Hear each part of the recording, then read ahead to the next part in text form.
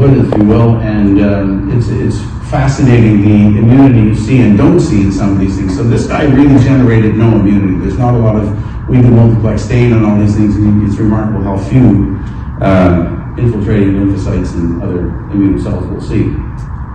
So this was more motivation to go on and find something. And so search the market, serendipity. I meet the team from Sona and find out about their gold nanorods.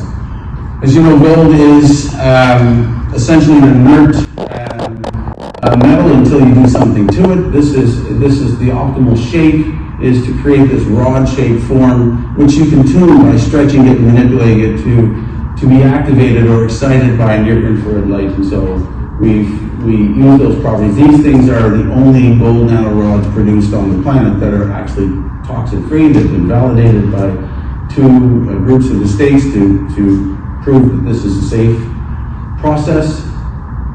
And essentially what we do is we would inject those nanorods. That's a red cell, and that just gives you a sense of these 50 nanometer-ish rods, 50 by 10 or 12 nanometers, activate with 850 nanometers of near-infrared light and generate hyperthermia. So the whole objective of this is hyperthermia, back to the hyperthermic isolated limb perfusion, the hyperthermic peritoneal perfusion, is to generate that consequence of hyperthermia, which in cancer cells is essentially, if you put it in that range around 42 to 44 degrees, you can trigger an apoptotic cell death, and there's lots of literature around this is apoptotic, not necrotic. There's some necrosis, of course, because nothing is smooth, but when you do that, you release, one of the things you do is you have tumor-associated antigens that are liberated, if you will, made available to innate immune activators, and there's some PANTs and DAMPs in the process.